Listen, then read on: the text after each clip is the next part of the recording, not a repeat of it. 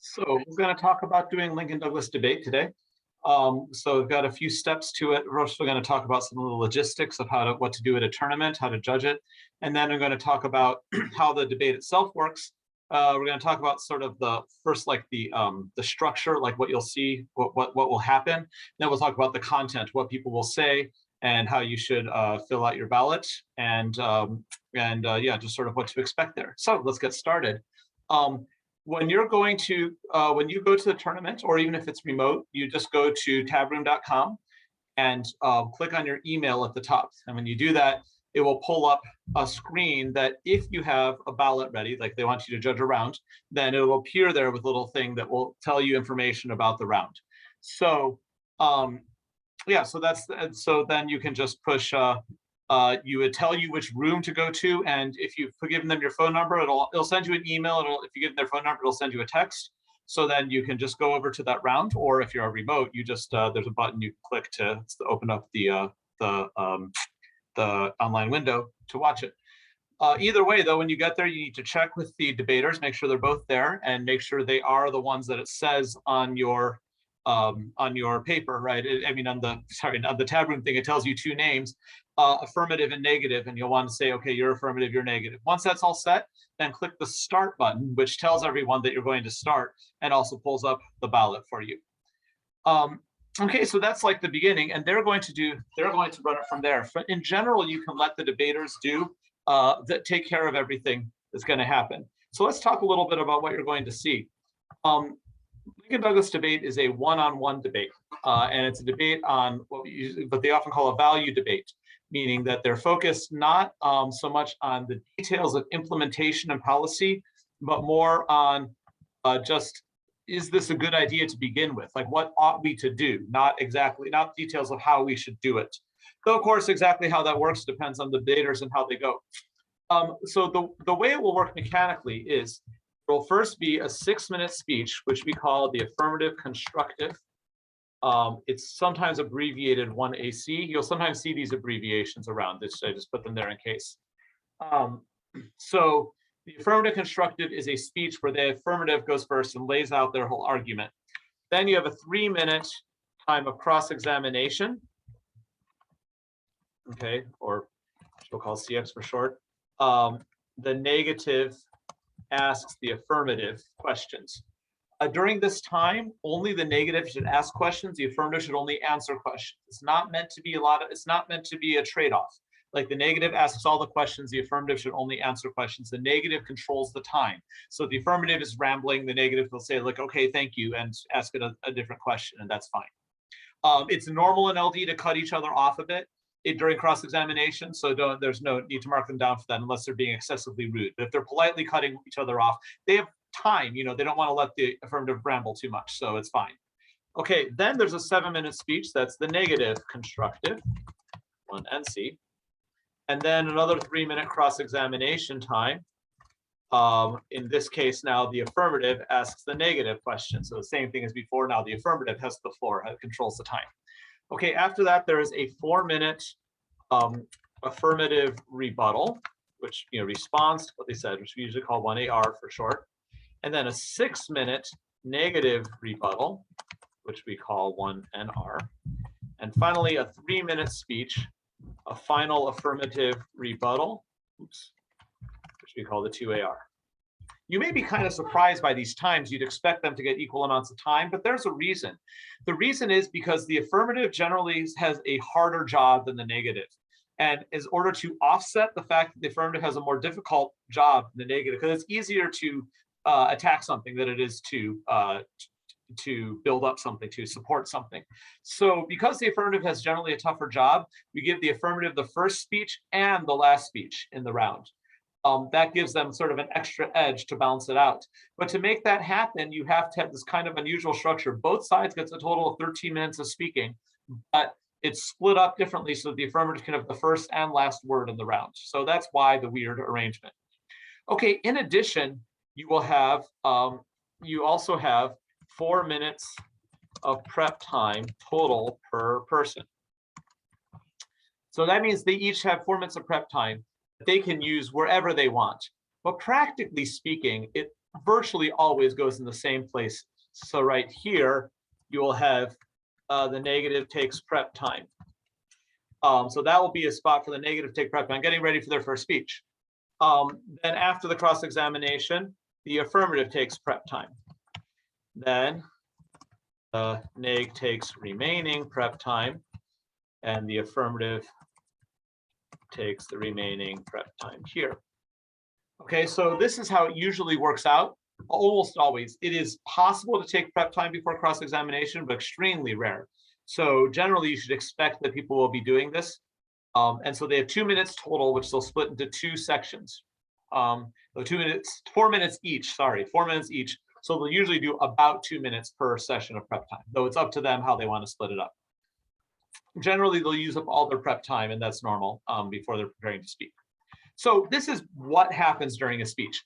During this time, you should not intervene really in any way unless there is some kind of, if they're novices, sometimes they need a little bit of help. But the only way you might intervene is if they run out of time. If they exceed the time limit, to be fair, you have to keep the time limits. So if they exceed the time limit, they go over 6 minutes in the first speech, then it is good to stop them, because you shouldn't give them extra time. That'd be unfair for the debater, right? They have the times need to be stuck to. So if they reach that time, it's good to say, okay, that's time, and they can stop. Otherwise, it'd be unfair to listen to anything past that. Aside from that, though, you will probably just sit there. You can keep track. There are timers in Tab Room. There are little timers on the side you can use to keep track of the timing for the speeches. But mostly they'll time themselves, and mostly you can just listen to them. Excuse me. Okay, so so this is the structure of the speech. So someone's standing and speaking. Most of the time, there's someone standing and speaking to you. So now that we've covered the structure of the debate, let's talk about what they are actually going to say. This part's a little bit complicated, but just a little bit. I would not worry about it. I mean, it's not too hard to handle, but it takes a little bit of getting used to when there's some language in it. So here's the idea. You have a resolution. Right, and it will say resolved something. For example, the one that the novice use every year says resolved civil disobedience is justified in a democracy. So here's an example of resolution. Notice there's always a statement. So the idea is this: there's the affirmative must agree with the statement exactly as stated, which is part of why it's tougher to be the affirmative. So AF, usually abbreviated. And then the negative says no to it. So the affirmative says, I agree with this resolution, exactly as stated. The affirmative cannot change anything or add anything. And the negative just says disagree. Notice that often gives the negative more different ways of arguing. They don't have to argue for the opposite of the resolution. They can argue for, they just have to say that it's wrong. So even in this simple case, you could say the obvious one is no, civil disobedience is not justified in a democracy. But you could take weird other ways, approaches. You could say there is no such thing as a democracy, for example, therefore the statement is false. Or you could say that there's no actions can be justified. Those are kind of weirder things, and you're not going to see them very often. But I'm just pointing out, like you could take a different approach. As long as you disagree with the statement, you could take any approach you want as negative. And that's part of why negative has an advantage. Okay, the affirmative bounces that advantage by giving the first speech, which lays out a lot of the terms. So here is the structure of what we call a case, okay? So both of them are gonna have a case. And the case starts off usually with some definitions. Usually only the affirmative needs to do these. They should be laying out the definitions of what things mean in the round. Every word that is in this resolution every major word should be defined, but I found that in Illinois, a lot of people are kind of ignoring that for some reason. But they should in general, and the affirmative is supposed to have the right of definition, which means that they can decide what the words mean. Now, of course, if they choose a really weird definition or one that really favors their side, the negative can contest it, call it an abusive definition, right? So they can argue about definitions, but they rarely do. That is not very common to happen in Lincoln Douglas debate.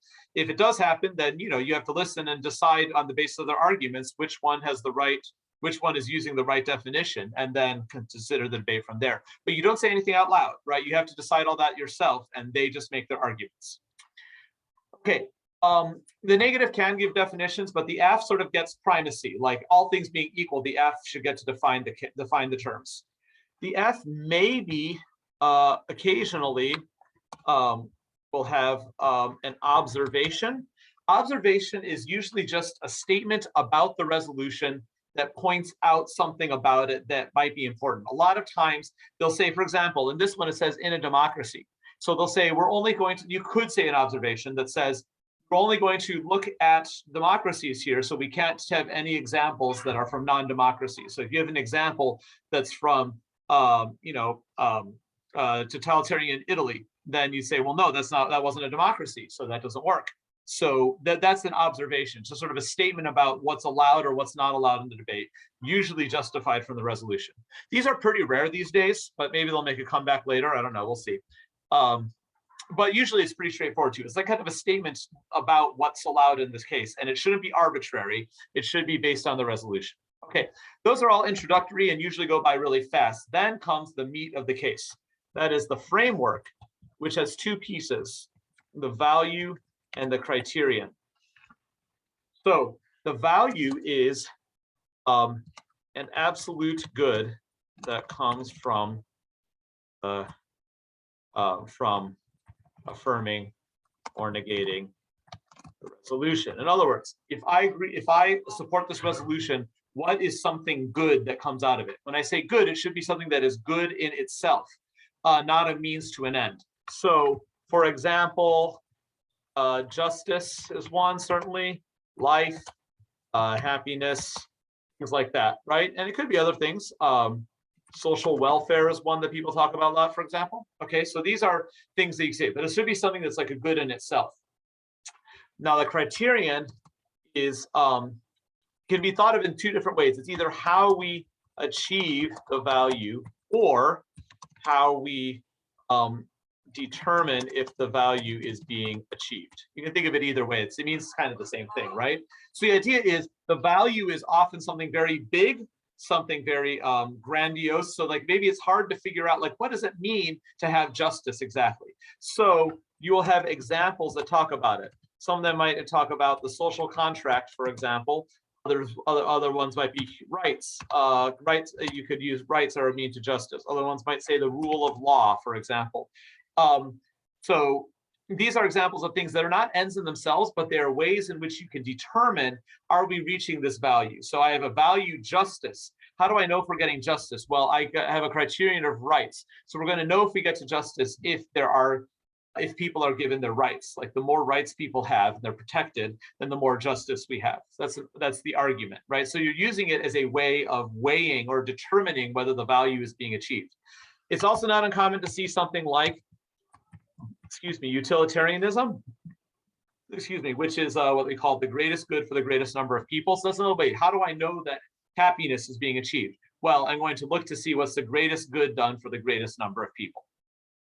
All right, so they will introduce a value and a criterion. That's their value framework. Key about the value framework is that it is not an argument about the resolution, but about how to decide the resolution.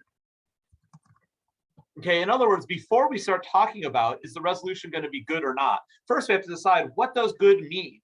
Right? To use a controversial example that will not come up in LD, if you were giving an argument about abortion, right, then you would first have to establish what is it we're trying to do, right? Is the goal that people would have maximized autonomy, like freedom, liberty, like the ability to do what you want?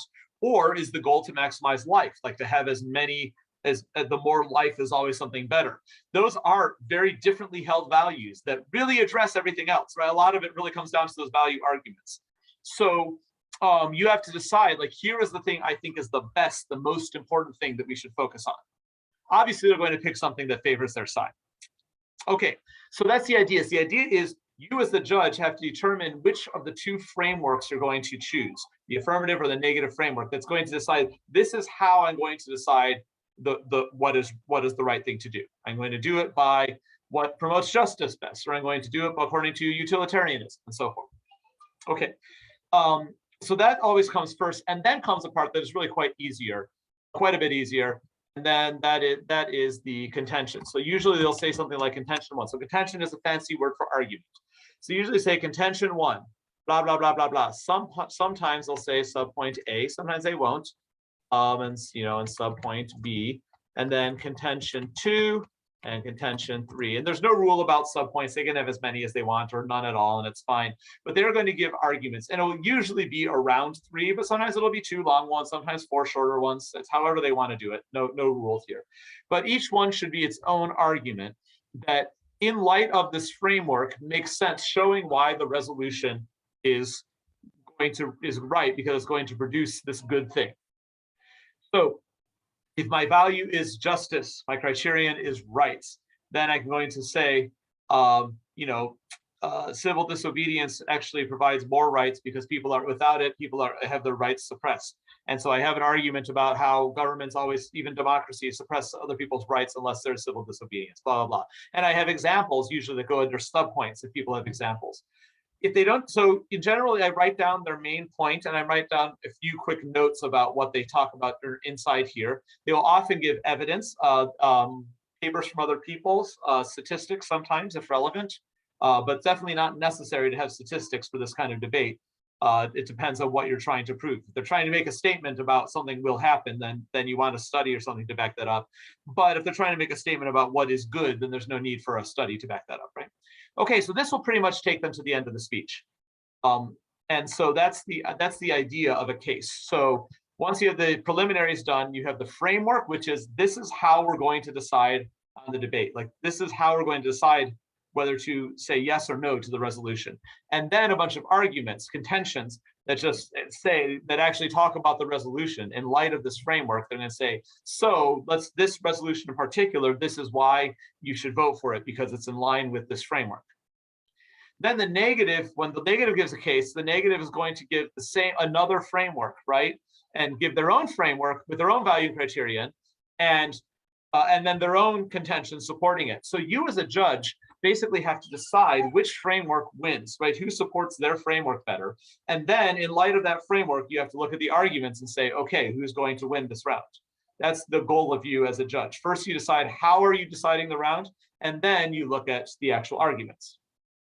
Because, for example, if your value is life, for example, or justice, even better, and one of the contentions, if someone has an argument about this is good for the economy, well, good for the economy doesn't mean justice, right? You could be very rich and still be unjust. So then that means it has nothing to do with the framework. So that argument doesn't really go anywhere, right? So the arguments have to connect to the framework. Okay, so let's talk about what you're going to see when you're there. Feel free, by the way, to take a break as needed because there's a bit to talk about.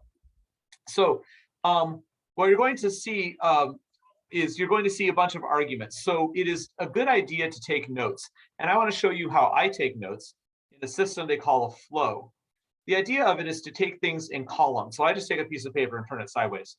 So it's sort of a landscape, right? A long way to the horizontally. And then I divide it into 5 columns.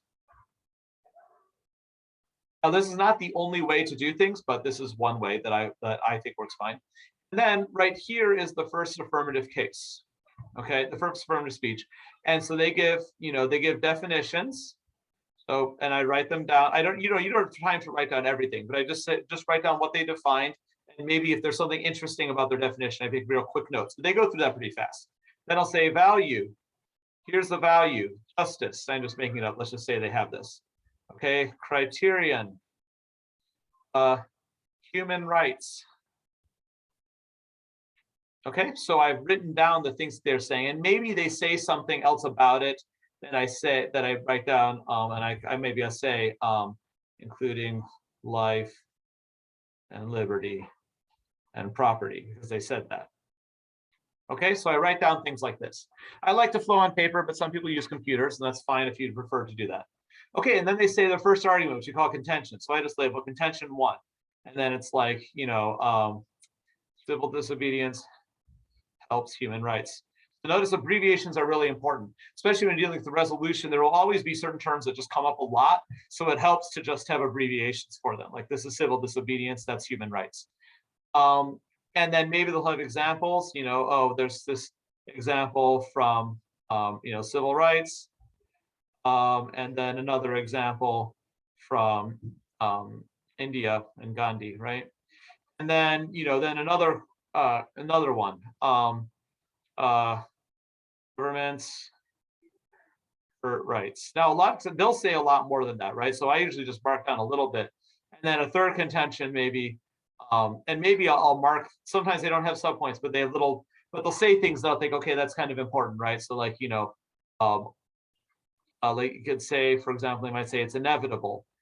That is, no matter what, a government will always end up hurting rights.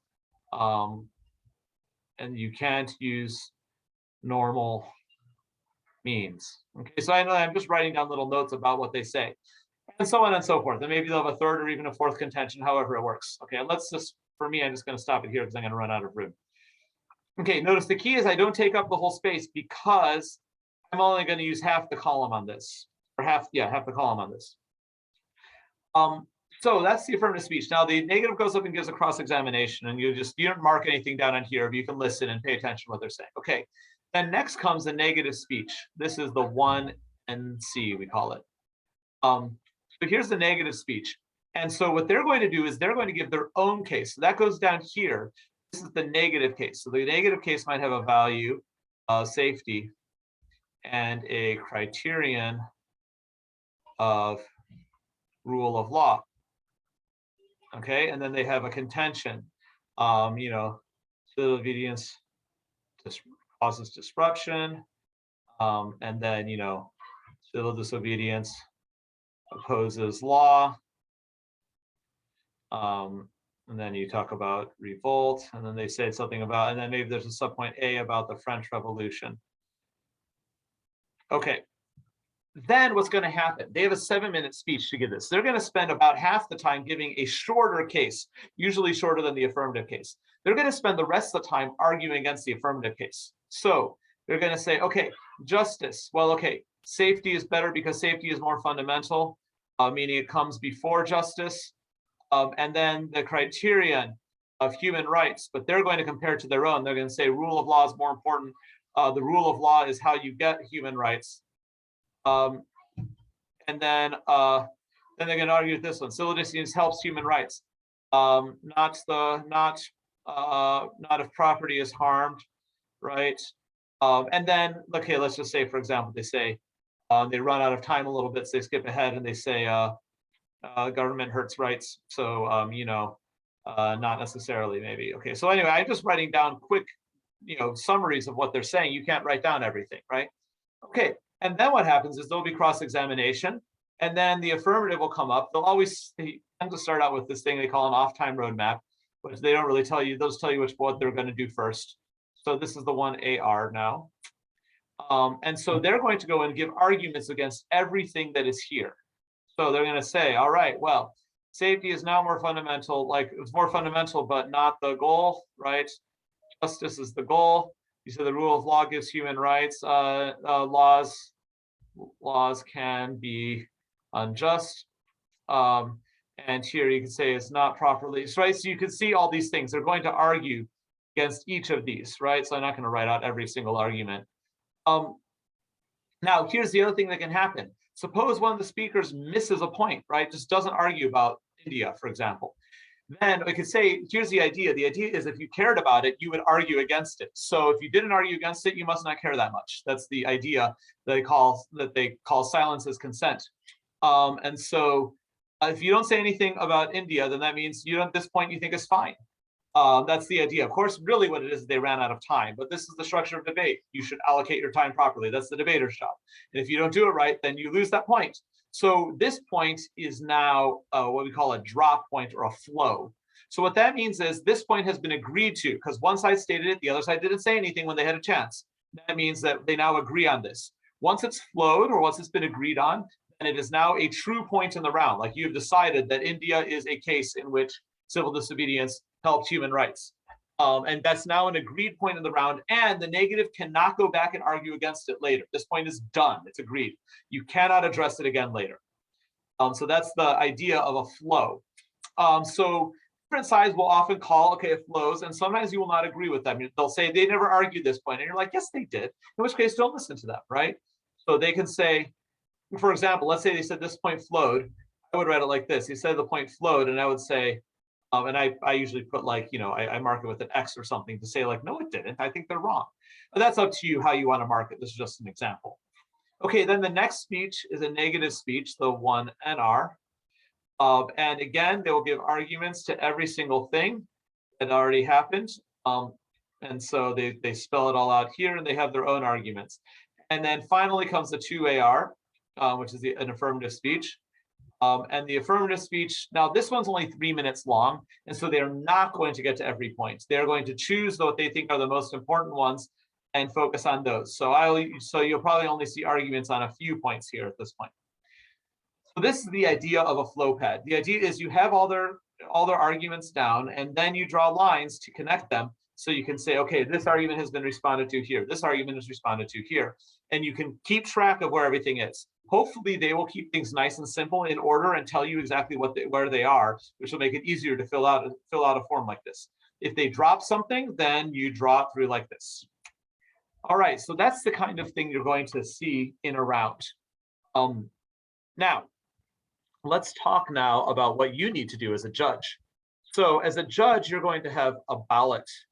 And I'm sorry, I don't have a sample ballot to show you because it's not available until the day of the tournament. But it's pretty straightforward. At the top, you just have to choose F, right? You have little buttons, F or neg, and you click who won, right? There's a little drop-down box as well. It does the double check. And then there's a thing that's called the low point win. So I'll explain that. The way it works is up here, you have speaker points. So you have points. So you'll have the affirmative, will give their name, the negative, and they'll have points that you need to fill in. Points are out of 30, and you definitely shouldn't go below about 23, 22. 22 is like really, really bad. Like they were insulting and rude. So you can go from about 23 to 30 up here. 30 is very, very good. Sort of 25 or so is maybe average, or 26 is about average. Although every tournament has their own rules, so you should listen to each tournament and see what they say. But what a low point win means is that it's possible you really thought that AF was a really good debater, like really did a good job, or really knew what they were doing, but they made a mistake, and Neg wasn't that good a debater, but capitalized on that mistake. And you're like, wow, you're a better debater, but like you just screwed up there, and that lost you the round. If that's the case, then you mark low point win like that. So you give both of them speaker points. You mark who the winner is. You mark low point win if the winner has fewer points than the loser. In other words, you're allowed to do that, but they just put this to make sure you didn't mess up. And below here, you have a place for comments. And there's a tab that says reason for decision. And this is where the comments should go. There are two other tabs here, but we should not use these in general. Those have the speakers' names on them, but what I do, what they generally prefer is you put your comments all in here. So you put the ones for the neg here, F here, and the neg here, and you can just write down comments and keep on writing them as they go. I like to do this during the round because it makes it easier at the end. So as they say stuff, I type it in. Oh, watch out for that. Oh, remember this. Oh, I don't think you were right about that, etc. And put that all down in here. And don't worry, there's plenty of space. Like you can't run out of space. And then once that's done, sorry, I gotta leave. I gotta leave a little more space here. At the bottom here, you have the reason for decision, or RFD for short. And this is important. You want to spell out as clearly as you can, this is why, whichever one I said won, this is why they won. So you want to say, okay, for example, so I looked at this, so the affirmative and the negative had different frameworks, and I really thought that the affirmative gave much stronger arguments, had data to back it up, and the negative didn't really have much to say about it. So I go in with the affirmative framework. Under the affirmative framework, which is justice and human rights, the affirmative does a better job of supporting supporting justice. In particular, there are contention too about whatever went uncontested because it didn't argue it, then that agrees on the ground, gives the affirmative a strong case. And so like that could say, you really want to say exactly why you voted for one over the other, because the point is so that they would learn from it, and their coaches too will want to know, so they can learn from it whether they won or lost. They can learn what happened, what should they be doing, what did you like, what did you not like. That all should be in the reason for decision. Once that's done, you can just click on submit. There's a submit button, you click it. Now, they actually like things to go quickly, so they ask you, please fill out the top first before you finish your comments. So you fill out the top, who won, what, how many points, and then click submit. And then after that, it will take you back to a home screen and you can click edit ballot, and then you can go back and edit the comments for it, right? You can't change this anymore. You can't change these once you submitted it, but you can edit comments now. So the idea is they'd like you to put in the results right away so that they can use them. They need them for the tournament. And then you can go write down the comments sort of at leisure, take your time to finish that up. You usually have, 20 minutes between rounds, so you can use that to finish up the comments, but I do like to type them as I go, so I save time at the end. Okay, so once that's done, then that's done.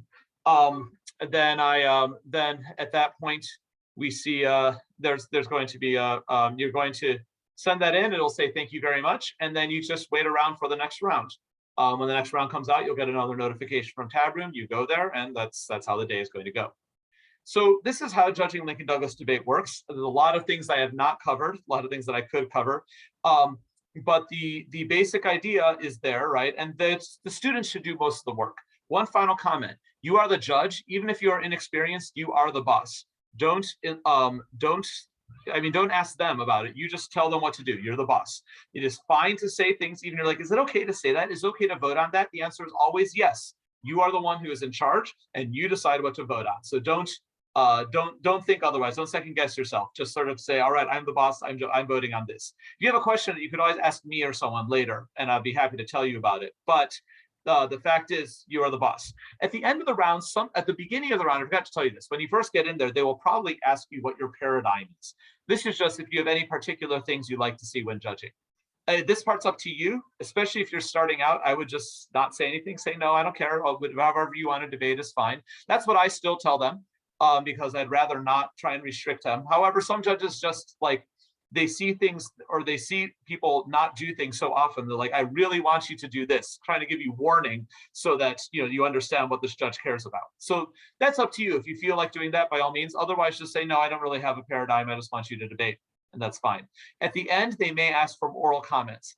Do not feel obligated to give them some. If you have something you really want them to know before the next round, like you want them to know that before they start arguing over it, then you should tell them that. And you should tell them, you can tell them right after the round. After the round is done, you have to wait till the round's done. Then you can give them comments, but keep them short, just a few minutes at most. And then you can write more in the comments. And you're welcome if they ask you. Sometimes they won't ask you, but if they ask you, you can say, no, that's fine. I'm writing it all in the comments, and that's totally fine. Totally fine. Some judges give oral critiques and some judges don't. But one thing you cannot do is don't tell them who won. They will find that out at the end of the tournament. Don't tell them anything about that. And if you're giving comments in the comments, don't say who won and try not to make it too obvious. So don't tell them who won and just don't take too much time. Like, we got to keep moving with the tournament. So that's sort of the basics. There's a lot to cover there, I know. So please feel free to ask me any questions you have. Thank you so much for judging for us again. I really appreciate all the work that you're willing to put into this. And while there's kind of an intimidating amount of stuff to cover here, you'll see it's actually pretty straightforward and really quite fun to listen to them talking about these things. So one more thing, when you finish your last round, which could be, sometimes you don't have to judge the last round, you might get lucky. But whenever you're done with the last round, you don't have to check in with me. You can just leave. If you want to say bye to me, you can, but I might not be around, and that's fine. You can just leave whenever you're done. Okay, so that's the basics of Lincoln Douglas judging. Please ask me if you have any questions, and thank you again so much for your help.